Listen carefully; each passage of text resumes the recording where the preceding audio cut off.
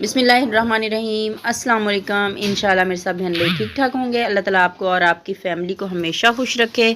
आज मैंने 1 किलो सूजी से ढेर सारे माशाल्लाह लड्डू तैयार किए हैं आप, या फिर इनको सूजी के पिनिया भी कह सकते हैं। आपके साथ सूजी की पिनियों की रेसिपी मैंने पहले भी शेयर की थी, लेकिन ये थोड़ी सी मुख्तलिफ है उससे। बहुत ही टेस्टी मैंने खुद तैयार की है। पहले तो मैंने किसी को बनाते हुए देखी थी, लेकिन आज मैंने खुद बनाई है और माशाल्लाह बहुत ही मज़े की बनी है। तो चलें जी रेसिपी शुरू करते हैं। बिस्मिल्लाहिर्रहमानिर्रहीम। यहाँ पर देखें, ये है 1 किलो सूजी, इसको मैंने छान कर रखा है। ये आधा किलो चीनी है और 1 पाव से थोड़ा कम घी है। आधी प्याली मैंने ये किशमिश ली है, आधी प्याली मैंने बादाम लिए हैं और 1 पाव नारियल लिया है, उसको मैंने क्रश कर लिया है। बादामों को भी मैंने छोटा छोटा काट लिया है। कढ़ाई को मैंने चूल्हे पे रख दिया है और सूजी जो है इसके अंदर डाल देंगे और इसको हम भूनेंगे। तो इसको हम 1 से 2 मिनट तक इस तरह से भूनते हैं और घी अभी नहीं डालेंगे इसके अंदर। तो इसको थोड़ा सा हम इसी तरह से भून लेते हैं, चम्मच चलाते रहेंगे, क्योंकि ये जो सूजी होती है या मैदा होता है तो वो जल्दी इसके जो पैंदे से लगना शुरू हो जाता है और जलने का इसका डर होता है। तो ये आपने मुसलसल चम्मच चलाते हुए इसको भूनना है। तो यहाँ पर ये मैंने जो आपको घी दिखाया था, ये 1 प्याली घी मैंने लिया है। तकरीबन 1 पाव से थोड़ा कम है, पौना पाव जिसको कहते हैं ना, इतना है, या पौना कप जिसको कह सकते हैं आप, इस तरह से है। तो ये अब डाल दिया मैंने घी इसके अंदर। आप इसके अंदर देसी घी भी डाल सकते हैं, अगर नहीं तो फिर आप डालडा घी डाल सकते हैं। ऑयल नहीं डालना, आपने घी ही डालना है। तो अब हमने इसको गोल्डन होने तक अच्छे से फ्राई करना है। तो चम्मच चलाते हुए मुसलसल मीडियम आंच पे इसको हम फ्राई करेंगे। तेज़ आंच पे करेंगे तो ऊपर से सूजी जल जाएगी और अंदर से जो सूजी है वो कच्ची रह जाएगी। तो आपने इसको थोड़ी कम स्लो आंच पर आपने इसको अच्छे से भून लेना है। तो मैंने ये कम सूजी की रेसिपी इसलिए तैयार की थी कि कुछ लोग जो हैं वो ज़्यादा सूजी जो है नहीं बना सकते, उसकी पिनिया जो है या लड्डू आप सूजी के कह सकते हैं, नहीं बना सकते। तो आप इस तरह से कम सूजी के भी बनाकर तैयार कर सकते हैं, क्योंकि इस मौसम में सर्दियों में अच्छी लगती हैं, तो ये बनानी भी चाहिए। ये देख सकते हैं हम आप, ये गोल्डन हो चुकी सूजी। अब हम इसको नीचे उतार लेते हैं और इसको एक बर्तन में डाल दिया मैंने। और यहाँ पर यही कढ़ाई जो है मैंने दोबारा रखा है उसको चूल्हे पे, और 1 से 2 चम्मच इसमें फिर से मैंने घी डाला है। और अब हमने जो मैंने बादाम काट कर रखे थे इनको हम फ्राई कर लेते हैं। इसको हमने 1 से 1.5 मिनट तक फ्राई करना है। आंच बिल्कुल तो हल्की आंच पे इसको फ्राई करेंगे। फ्राई करने से जो बादाम है इनका टेस्ट बढ़ जाता है, तो ये ज़्यादा टेस्टी लगते हैं। तो इनको थोड़ा सा फ्राई कर लेते हैं और फिर हम इनको निकाल लेंगे, एक बर्तन में निकाल लेंगे। तो ये देखें जी फ्राई हो चुके हैं। तो अब हम इनको बर्तन में निकाल लेते हैं। तो इसकी बड़ी प्यारी सी खुशबू आने लगती है। ये देखें माशाल्लाह इसका जो टेस्ट है वो बढ़ जाता है। कलर भी बड़ा खूबसूरत सा इसके ऊपर हल्का हल्का गोल्डन सा आ जाता है। तो ज़्यादा फ्राई नहीं करना है, हल्का सा फ्राई करना है इसको। सिर्फ 1 से 1.5 मिनट तक हमने बिल्कुल स्लो आंच पे इनको फ्राई करना है। और अब हम इसी घी के अंदर जो मैंने किशमिश आपको दिखाई थी उसको भी हम फ्राई कर लेते हैं। उसको भी हमने सिर्फ 1 मिनट तक फ्राई करना है। ये थोड़ी थोड़ी फूल जाती है, जब हम इसको घी में फ्राई करते हैं तो ये फूल जाती है।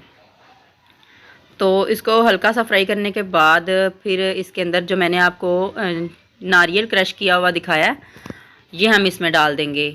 1 पाव नारियल मैंने लिया है, आप जितना चाहते हैं ले सकते हैं। नारियल जो है ना वो पिनियों में या ये जो चीज़ें हम बनाते हैं पंजीरी वगैरह से, या किसी भी चीज़ से हम कोई पंजीरी वगैरह बनाते हैं तो उससे नारियल जो है टेस्ट ज़्यादा बढ़ा देता है। तो इसको भी थोड़ा सा रोस्ट कर लेते हैं, हल्का सा रोस्ट कर लेंगे और इसको भी हम निकाल कर दूसरे बर्तन में डाल देंगे। ये देखें इसको भी हमने तकरीबन 1 मिनट तक ही फ्राई किया है। और दोनों चीज़ों को निकाल के दूसरे बर्तन में रख लेते हैं। और कढ़ाई को मैंने दोबारा चूल्हे पे रख दिया है। और अब मैंने यहाँ पर लिया है दूध। तो दूध से इसमें टेस्ट बहुत ही अच्छा आता है। सूजी के जो लड्डू मैं बना रही हूँ इससे बहुत ही मज़े का टेस्ट आता है। तो आधा किलो अगर हम पानी इस्तेमाल करेंगे तो वो भी हम आधा किलो ही लेंगे। तो मैंने फुल फैट दूध लिया है, अच्छा वाला खालिस दूध है, ये आधा किलो ही हम दूध इस्तेमाल करेंगे। तो दूध को हम उबाल आने देते हैं। दूध को उबाल आ जाए तो फिर हम इसमें चीनी डालेंगे, क्योंकि जैसे हम पानी की चाशनी तैयार करते हैं उसी तरह से हमने इसकी भी चाशनी ही तैयार करनी है। तो ये आप देख सकते हैं कि दूध में उबाल आना शुरू हो गया, ये देखिए। तो अब हम इसमें जो मैंने आपको चीनी दिखाई थी, आधा किलो चीनी है, तो ये आधा किलो हम चीनी इसमें डाल देंगे। तो 1 किलो सूजी हो तो आपने आधा किलो चीनी ही डालनी है। अगर कम मीठा खाते हैं तो आप थोड़ी सी कम भी कर सकते हैं, लेकिन बहुत ज़्यादा जो कम होगी चीनी तो फिर वो अच्छी नहीं लगती। अब यहाँ पर मैंने 3 अदद ली हैं, 3 से 4 इलायचियाँ ली हैं, सब्ज़ इलायची, ये इसमें डाल देंगे और इनको पका लेते हैं। अच्छे से पका लेंगे हम, चिपचिपी सी जैसे चाशनी हम बनाते हैं आम रूटीन में, उसी तरह से हमने इसकी तैयार करनी है। तो अभी मैं आपको दिखाऊंगी कि हमने किस तरह की इसको रखनी है। अब जो इलायचियाँ हैं हमारी, इनका जो टेस्ट है वो दूध में आ चुका है। अब हम इनको निकाल लेते हैं, सारी इलायचियाँ हम निकाल देंगे और 1 से 1.5 मिनट तक हम इसको और पकाएंगे और फिर हम इसको नीचे उतार लेंगे। काफ़ी हद तक जो दूध है वो खुश्क हो चुका है, तकरीबन कोई ये हमने आधा किलो दूध ऊपर पकने के लिए रखा है, तो ये ना 1.5 पाव के करीब रह जाता है जब फिर हमने इसको नीचे उतार लेना है। तो ये देखें हल्की हल्की चिपचिपी सी है चाशनी। तो अब हम इसको नीचे उतार लेंगे। जैसे आप 2 कप दूध लें तो उसमें से 1.5 कप बच जाए तो फिर आपने उसको नीचे उतार लेना है। तो इसको मैंने चूल्हा जो हल्का कर दिया है, नीचे तो मैंने नहीं उतारा, चूल्हे पे ही रहने दिया है। तो अब जो हमने सूजी भून कर रखी थी वो अब हम इसके अंदर डाल देंगे और अब हम इसको चम्मच अच्छे से मिक्स कर लेंगे। जो हमने ड्राई फ्रूट रोस्ट किए थी वो भी इसके अंदर डाल लेते हैं और अब हम इसको मिक्स कर लेते हैं। जल्दी जल्दी मिक्स करेंगे ताकि ये गुठलियाँ ना बन जाए, क्योंकि ये चाशनी जो है सूजी डालने के बाद जल्दी से जो सूजी है वो फूल जाती है, तो इसलिए हमने जल्दी से इसको मिक्स कर नहीं। तो चूल्हा मैंने बंद कर दिया है क्योंकि कढ़ाई बहुत गर्म है, चूल्हा भी गर्म है, तो चूल्हे के ऊपर ही रहने देंगे और यहाँ पर इसको हम अच्छे से मिक्स कर लेंगे। तो ये बहुत ही, ये जितना मैंने आपको दूध दिखाया इतना ही डालना है, इससे कम नहीं डालना और ना ही आपने ज़्यादा डालना है। ये आप देख सकते हैं कि ये जब मैं नीचे इनको उतारूंगी, ठंडा करूंगी, तो इसके बिल्कुल जो लड्डू जो हैं हमारे बहुत अच्छे से सेट हो जाएंगे।